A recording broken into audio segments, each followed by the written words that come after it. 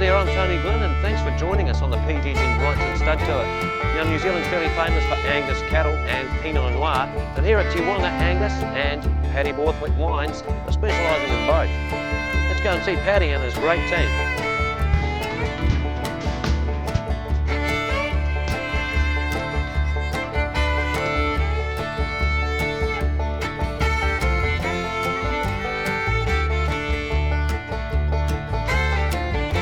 Paddy Borthwick here at Tiwonga Angus in Wairarapa. Whereabouts is the farm here, Paddy? Tony, it's just out of Masterton. It's in Gladstone as a region, and Tiwonga's been there. Well, my grandfather bought it in 1936, and that's where the actual stud started. He brought some out from Scotland, and which is great. You know, looking back on the genetics, that it's been there right through the history, and it's really, you know, it's great that it's got a good manager in charge with Greg, going forward with the whole stud and being revitalised and having that history of genetics there to work on is a great thing. And my dad's still very involved with the stud, and it's nice to have, you know, Greg, who's very passionate about it, and be part of that whole development of the Tiwonga Angus stud as well. Now, a lot of people, when they hear the name Borthwick, they'd think of Thomas Borthwick and Sons, the freezing works. Where did that all start, Robin?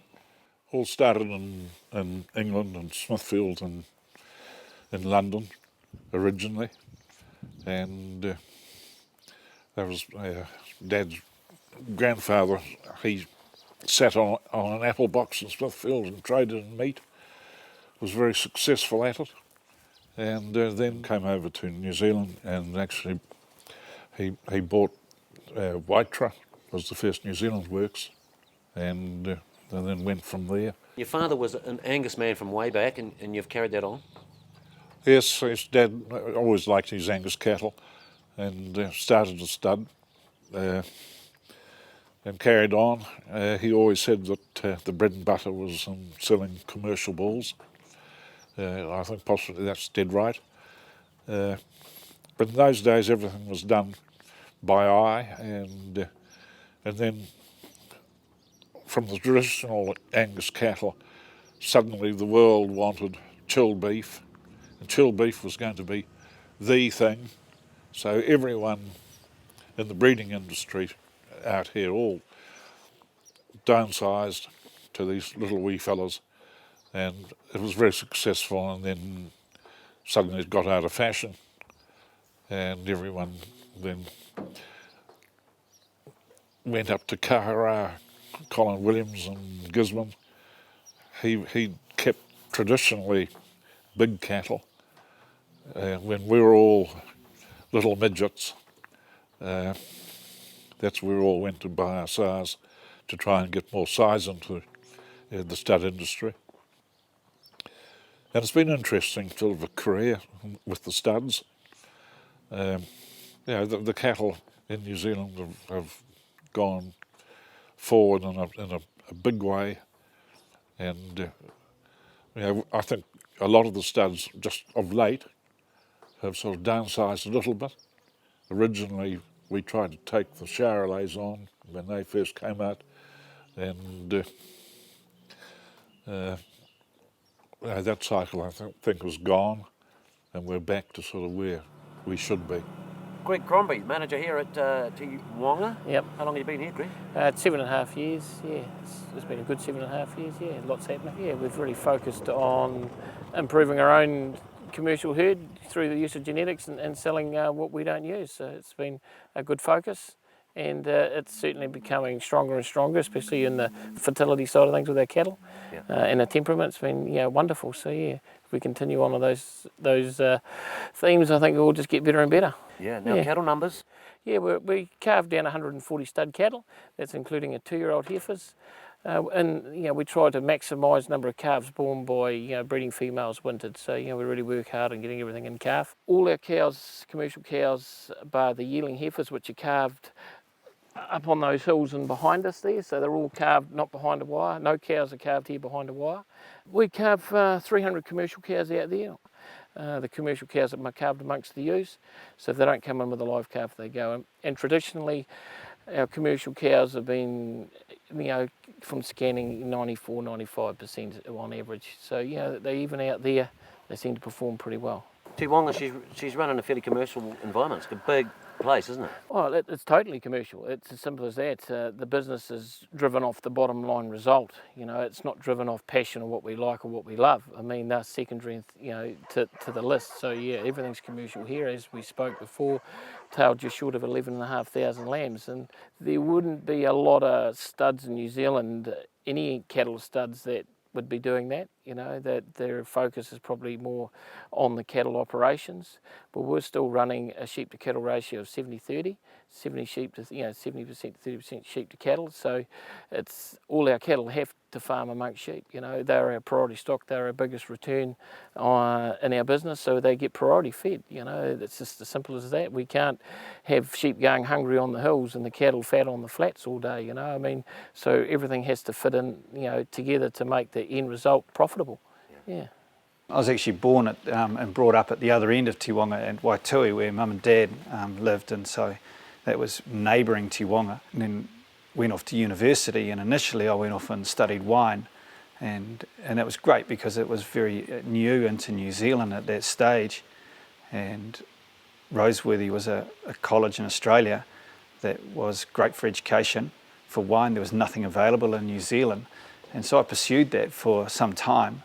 After finishing university and went overseas travelling and following the wine trail, and then eventually came back down to Marlborough, and then had the opportunity to come back up here into the Wairarapa, and when the family bought a block of land here, which is where we are now sitting, and it's a fantastic region, a new region for grapes and Gladstone also. And my brother, who was more chasing the farming and was very much going to look after Tiwonga and do the stud, he had his own little stud. And then he got killed in a car accident. So we ended up taking over this sort of dual role of coming back onto the farm. And when my grandfather died, my parents moved from Waitui onto Tiwonga, and my brother was managing Waitui. So when he actually died, they merged the two farms together. And then when Mum and Dad moved into town, we ended up moving back out to Tiwonga in the gardens. I guess it's an interesting transition that originally I was pursuing winemaking, and then just due to circumstances we've ended up like overseeing and being part of the Tiwonga Angus stud and the commercial part of the farming and the garden, but still following what I set out to do was with the vineyard and winery. So as we discussed, it is a fairly diverse range of Keep it interesting, though. It's very interesting, Tony. It has its moments, like all good jobs. Yeah. But I think it's for me, it is about being surrounded and working with really good people and picking the good people that you want to work with, and it makes everyone's job easier. Everyone enjoys it. The studs, it's not a simple job. It's very complicated. It's very complex today, and the technology has made it easier but more interesting. So I think it's great, the whole development of the Tiwonga Angus stud as well, that we've picked our track that we want to go down, and having good people like Greg and my dad, there's new knowledge and there's old knowledge. So it's great to put it together. Just a beautiful place here in the vineyard, Paddy. Oh look, it's an evening like tonight, it's part of the Wairarapa, it's fantastic. It is, it's really good. And where's this in relation to the farm? Where are we now? Be 7 miles in a straight line, and this is more in Gladstone, even though the farm's Gladstone as well. This is more on Dakins Road, so it's on the Whanga River, and to drive from the farm we have to cross over the river and have to go over one of the bridges, so it's about a 25-minute drive from the farm to here. And so how long has the vineyard been in? Well, we purchased this in 1996 and started planting, and we've put 20 acres in, and then we've planted the rest of it over the ensuing years. I think a lot of that was because it was new vineyard, new territory, and put in a whole lot of varieties, and now gone back to the core varieties that we have, which is the Sauvignon Blanc, Pinot Noir, Chardonnay, Riesling and Pinot Gris. Yeah. So it's a total block of 70 acres and 50 acres planted. Yeah. So that's a good size, it's nice, it's manageable, and I think it's also about understanding your own vineyard and getting better at it. No different to farming, that it's looking at what's there and adapting and making the best of it. But it's challenging. You know, the world's changed a little bit with the whole wine industry, that, you know, there's been an oversupply and it is a luxury commodity to a lot of people. So it's still about trying to sell your wine and build that brand and maintain some margin. So where's all the wine going, Paddy? We are 95% export, and the focus has been on export for the last, 5, 6, 7 years. So it's great. You know, it's a lot of travel, but that's part of marketing. It's part of building a brand. And ideally we'd love it so that, to build a brand from, Paddy Borthwick or Borthwick Vineyard, it does take time. It takes a lot of, it's all about people again and personal relationships. And, it'd be nice to think that in 30 years maybe the children want to have a look at it. Yeah. And, here's an established brand that they can maybe have an opportunity to decide if that's a vocation they want to go to. So that is a big part of what we're looking at, and as well as at home. So it is a long-term strategy, and to build a brand does take time. Now I understand your son Henry is quite keen on the wine. He's only, what is he, 8? 8, he's just turned 9, and he loves it. He loves the whole winery, he loves the mechanical side of it, and he's quite intrigued by the science of it all as well, making the wine. Sure, maybe a bit underage for the whole alcoholic enforcement, but he's having a great time. So, well, look, we're going to track him down. Sounds great. Henry Borthwick, nice to meet you, Henry. I understand you're one of the next generation of winemakers around here, is that right? Yep. Better give me a taste. Okay. Now, what's the story with the wine, Henry? You made the wine yourself? Yeah. Yep.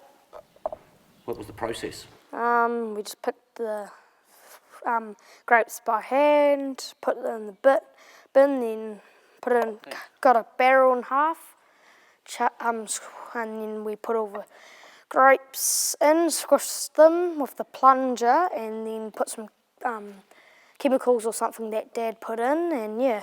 And I understand that you did a little bit of this in the nude, is that right? Yep.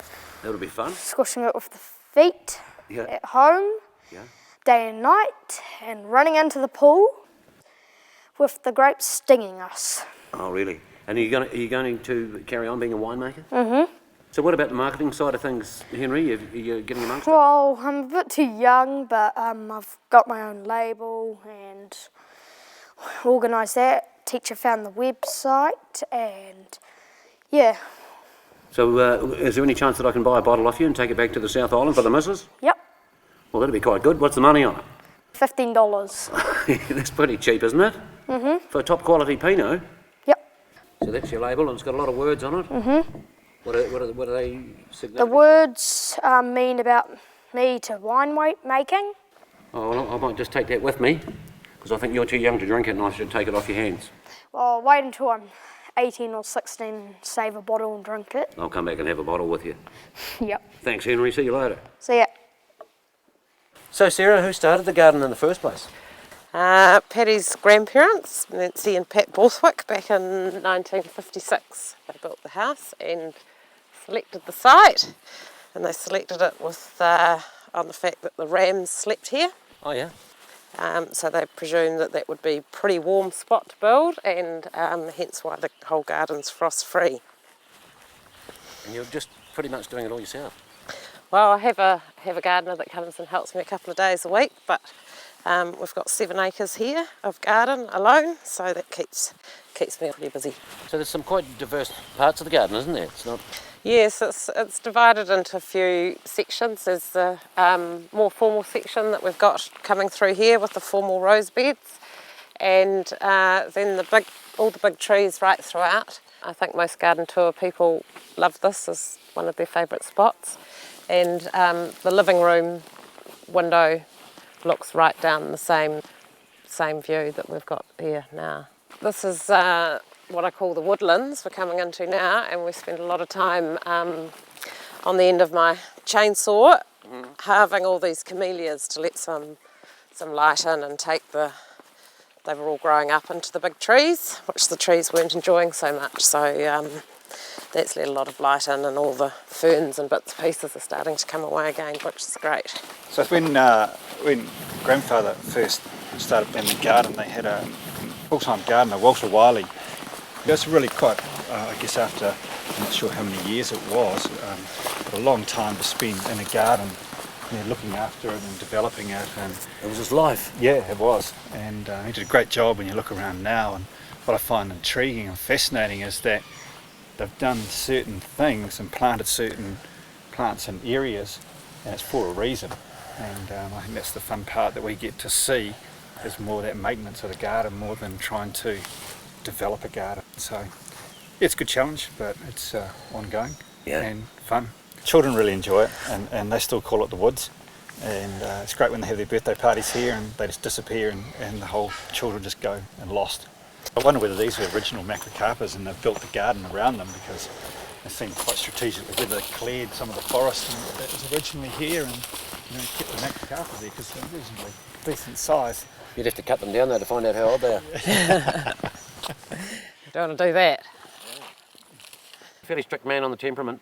Yep, we like to handle them correctly. At the end of the day, we put them through all the steps, and if one doesn't, one hops out the hoop, it goes. It's as simple as that. But we like to make sure we manage them well. Horses are a part of that. They learn to respect the animal, the dog, the man, the stick. Because at the end of the day, the last thing we want, as we all know, farmers are getting older. They haven't got the agility to be hopping up rails and around corners and things like that too. So we pride ourselves on those things. And we're constantly working at it. So we quite often use a son of our own in the stud herd as well, so we know that they're proven genetics and proven temperament. So as you're probably aware, that's all a plus going forward, Yeah, because you're tagging at birth? Yep, we tag everything at birth. Everything's weighed at 2, 4, 600, the eye muscles. We've also purchased a TSI weighing system, which is an electronic weighing system that we can put the pedigree in as well. It gives us a breakdown of which size are producing the most meat at certain times of the year. It can tell us which size calves grew the fastest at weaning, which size calves grow the fastest at yearlings, and which ones will grow the fastest at 18 months. And what we've found is these huge differences, and if we can keep that tapped into that, we can actually improve our bottom line just by selecting the correct size. So guys like Richard Toswell, our neighbour, he comes down when he looks at the bulls. He also looks at the TSI and he looks at their growth rates and how that compares across its peers. So it's really good data. So what are you farming here, Richard? We've been here for the last 4 years and we're farming 3,200 ewes and roughly 250 cows, which, 100 breeding cows with 20 replacements. Of that, we've got a few fatteners and finishers we're sort of trying to do. We're now finishing our own heifers, sell the weaner steers at the weaner fair, and a bit of grazing for a couple of the dairy farmers. So Keep you busy enough, and the heifers are looking good. good. I'm really happy with these heifers. This is our first year of taking our own replacements through.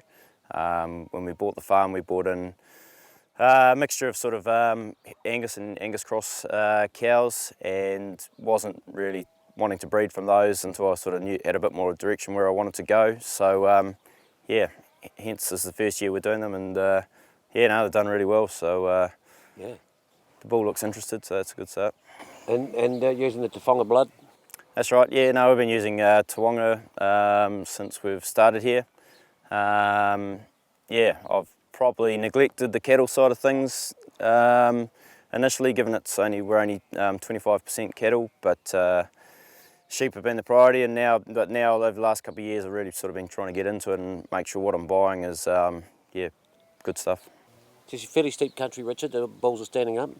Certainly. I mean, as you can see over behind us, a couple of the bulls are on pretty steep stuff. That's where they stay. All the flats are too wet to have the big boys on there, so I just keep them up there, and pretty lucky with the deer fencing, keeps them behaved and that sort of thing. So I've been really happy. I mean, obviously we neighbour Tiwonga and that sort of thing, so it's very similar country. So You're going to keep it black? Yeah, I'm going to keep it black at this stage. Yeah, it just seems to be really good premiums played at the weaner fairs and obviously at the end product. So pretty happy with the Angus job at this stage. So how are these heifers going in the first cycle with the bull? Well, the last 10 days, 90% of the cycle, as you can see, the pectors on bulk of them have gone red, so it's been really pleasing. So they look well. They have all come in straight away, haven't they? Yeah, good meaty heifers. good natured crop stuff. So. So it says a lot for the fertility of the females. So he's come in, he's got a lot of softness, hasn't he? Yeah, he certainly has, and a good set of figures to go with him as Yeah. well. So it'll be interesting to see how the calves come through next year. He's starting to develop a bit more meat down that back end. No, he's good, isn't he? He's certainly very well put together bull, so really pleasing. Oh, well, we'll look forward to the progeny next year. Will do. No, that'll be good. Richard Williams here with PGG Wrightsons and the Wairarapa. Now, tiwonga Angus stud. It's not just a stud here, Richard. No, it's definitely isn't. It's a commercial run station property, and the Angus cattle program here has to fit in with the running of their own operation. There's so 300 commercial cows there where all the genetics are used and have to perform themselves, as well as against a large number of about 7,000 or 8,000 ewes. There's 11,000 lambs on the ground now, so all the cattle have to fit in within that commercial operation and perform here before they can be moved on anywhere else. Yeah. Now, there's a big emphasis here on getting in calf. In calf fertility, there's been a big drive over the last 7 or 8 years on the fertility that all yearling heifers, whether commercial or out of the recorded mob of the Angus cattle, are bulled. If those heifers don't get in calf only, but do not rear a calf, they are outside the program. They get sold on, so and that carries on all the way through their life here at tiwonga. So when you're getting into the older dams of the herd, your 9, 10, 11-year-olds, they show a lot of longevity and have had to perform all the way through, or they just don't make the grade. Now, the selling process here with the bulls, how do we go there, Richard? Last year we started something unique. Robin got on his bike and built a selling complex over there beside us, and we had the first 2-year-old bull sale on the farm for a number of years. They used to have one years ago, and we decided to fit in with the local selling program, a run of sales here in the Wairarapa over that week. There was 7 or 8 sales over the 4 days, and to fit the program in so that we could go on to the next sale, we did a unique breakfast sale here, kicking off at 9:30 in the morning, which was a great success. There were people here from Gisborne, Taramanui by 7:30 in the morning, so people can travel, and put just on 23 or 4 bulls through the ring and averaged just a tick under $7,000. So we did that, and then this year we came into a yearling sale, which is yearling bulls suitable for heifer mating out of the recorded cattle, commercial heifers to low birth weight, size selected and weighed at birth for the dairy job, and we sold just on 65 bulls there, an average between $1,600 and $1,700. So once again, the cattle have to fit and be commercially viable within the operation of the station. You find there that when they've been used as a yearling bull that they're covering a lot more cows than they go out next year. Well, they're certainly not mucking around. They're into gear a week or so earlier than you would expect from a 2-year-old bull, so which is great. And they tend to last longer, longevity. A yearling bull has less injuries, and if it does have an injury, it tends to come right compared to an older bull. So we've been doing it for 4 years now, and our conception rates haven't changed. Nothing's changed at all, except it's made farming a little bit easier and probably more affordable if you looked at it in the dollars and cents terms as well. So it's been good. She's a real family affair, isn't it, tiwonga?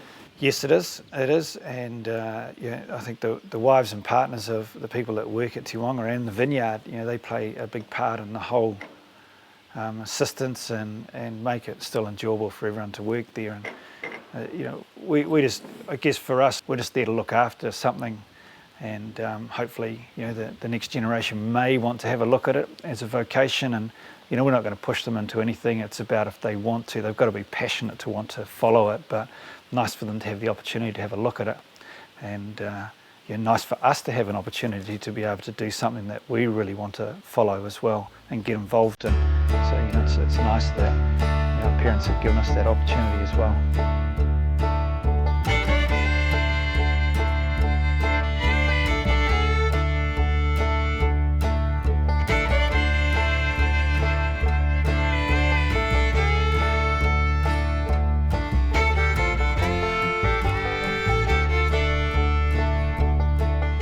For more information on the PGG Wrightson Stud Tour, visit ruraltv.co.nz and come and join us on Facebook.